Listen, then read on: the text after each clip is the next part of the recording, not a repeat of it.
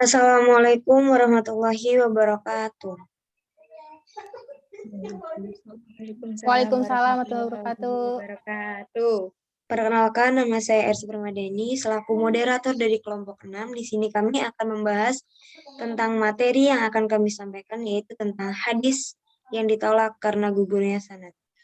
Pertama-tama izinkan saya untuk memperkenalkan anggota saya dulu.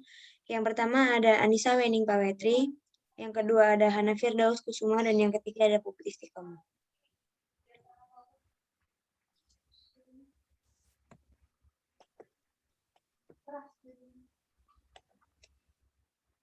Pengertian dari hadis mudalas akan disampaikan oleh Puput Istiqomah. Kepada Puput Istiqomah saya persilahkan. Hadis mudalas. Pengertian hadis mudalas. Hadis mudalas merupakan salah satu hadis yang digolongkan ke dalam hadis yang lemah sebagai hujjah, dasar, dan pedoman, yaitu hadis dhaif. Hadis mudalas juga disebut dengan istilah hadis tadlis. Menurut bahasa, mudalas berasal dari kata dalas yang berarti menyembunyikan. Mudalas berarti sesuatu yang disembunyikan. Jadi seorang mudalis merupakan seorang perawi hadis. Dia meriwayatkan suatu hadis yang sebenarnya punya cacat dalam masalah sanad. Lalu cacat itu dia sembunyikan dengan sedemikian rupa supaya orang lain mengira hadis yang dia riwayatkan itu sebagai hadis sahih, padahal dhaif.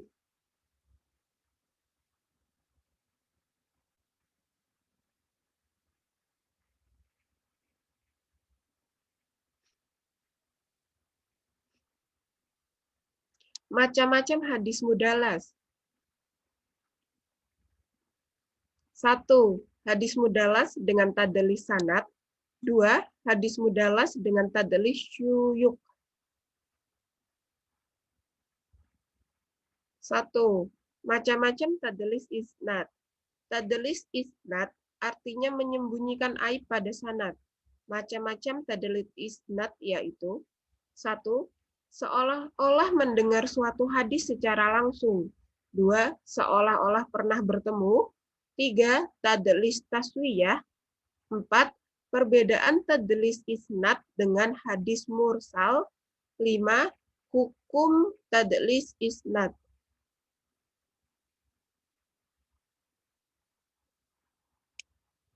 Satu, seolah-olah mendengar suatu hadis secara langsung. Jadi, tadlis hadis yang pertama, seorang perawi menyampaikan suatu hadis dari seorang perawi sikoh yang pernah ditemuinya, padahal dia tidak pernah mendengar hadis itu darinya. Namun dia memperoleh hadis itu dari seorang perawi lain yang dhaif, lalu dia menyampaikannya dengan cara yang seolah-olah dia telah mendengarnya secara langsung dari perawi yang sikoh itu.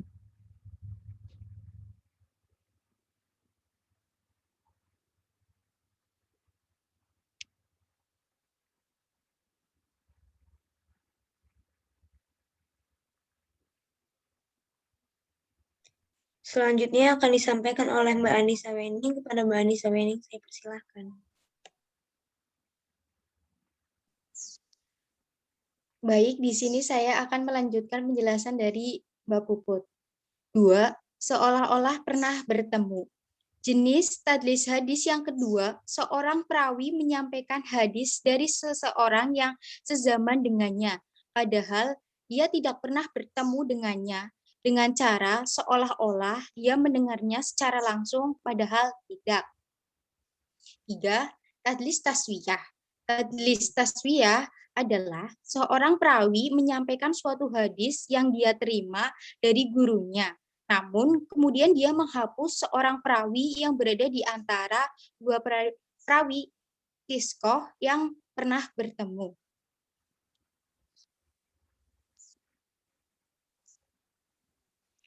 4.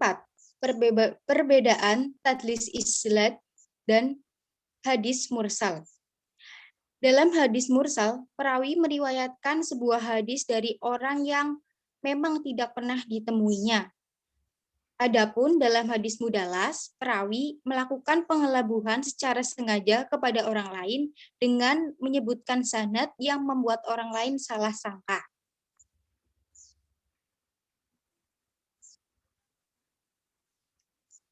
Hukum tadlis isnad. Hadis mudalas termasuk hadis daif, bahkan hadis daif yang paling buruk. Orang yang melakukan tadlis isnad telah berbuat dosa karena telah menyembunyikan kebenaran. Sampai-sampai Al-Iraqi berkata, orang-orang yang secara sengaja melakukan tadlis adalah orang yang daif atau kadih. Hadis yang diriwayatkan oleh Baqiyah itu bukan hadis yang nakiyah atau sohih, maka hendaklah engkau melakukan takiyah atau bersikap super hati-hati.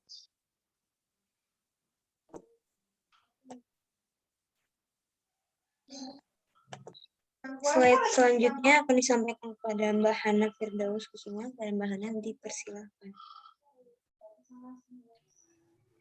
Selanjutnya adalah tadlis syuyukh. Jadi tadlis syuyukh itu adalah seorang perawi menyampaikan sebuah hadis yang dia terima dari seorang perawi. Namun dia menyebutkan nama perawi itu dengan nama lain yang tidak masyhur sebagai perawi tersebut.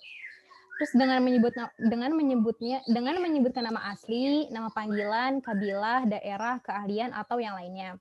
Dengan maksud menyembunyikan jati diri perawi tersebut sehingga susah untuk dikenali. Contohnya seorang perawi berkata dari Abdullah bin Abi Abdullah. Padahal seharusnya yang benar adalah Abu Bakar bin Abu Daud As-Sijistani. Jadi kayak pakai nama lainnya gitu, yang nama yang nggak dikenal sama orang-orang.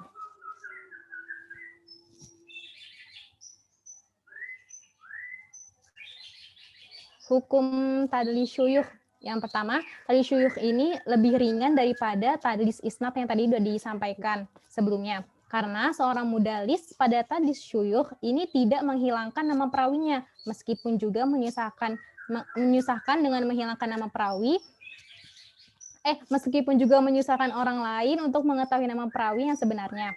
Terus orang yang melakukan tadlis syuyukh ini dihukumi sesuai niatnya. Ada kalanya makruh karena perawi meriwayatkan sebuah hadis dari perawi lain yang lebih muda darinya, namun juga bisa menjadi haram apabila dilakukan untuk mengecoh orang lain sehingga salah sangka seorang perawi yang doif supaya dikira sikoh.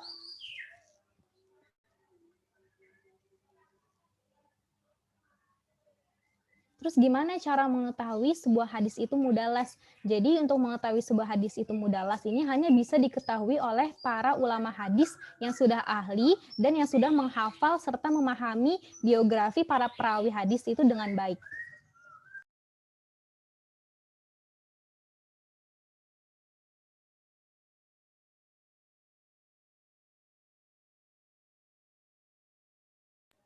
Versi kan?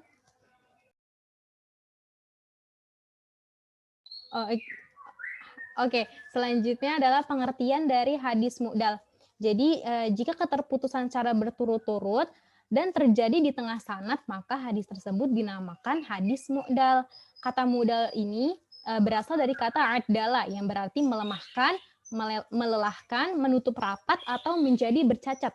Terus kata mu'dal ini juga digunakan untuk jenis hadis tertentu karena pada hadis tersebut terdapat bagian sanadnya yang lemah, tertutup atau cacat.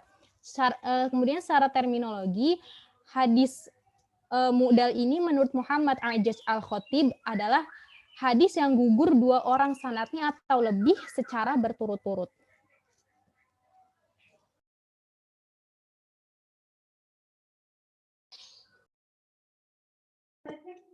Selanjutnya yaitu kriteria hadis mu'dal. Itu ada yang sanadnya gugur lebih dari seorang atau lebih dari dua. Ada juga yang keterputusan secara berturut-turut. Terus slide selanjutnya yaitu pengertian dari hadis mutakati. Hadis mutakati itu berasal dari kata yang awalnya mutakati, yang itu bentuk munkoti. Munkoti berasal dari bentuk kota yang berarti berhenti, kering, patah, pecah, atau putus. Berikut ini beberapa definisi tentang hadis mukoti menurut para ulama. Jadi ada tuh 2, 3, 4, 5, bisa kalian baca sendiri. Ya, sekian dari kelompok kami. Bila ada salah kata saya mohon maaf. Kepada Allah saya mohon ampun. Billahi taufiq wal hidayah. Wassalamualaikum warahmatullahi wabarakatuh. Waalaikumsalam warahmatullahi wabarakatuh. Wabarakatuh.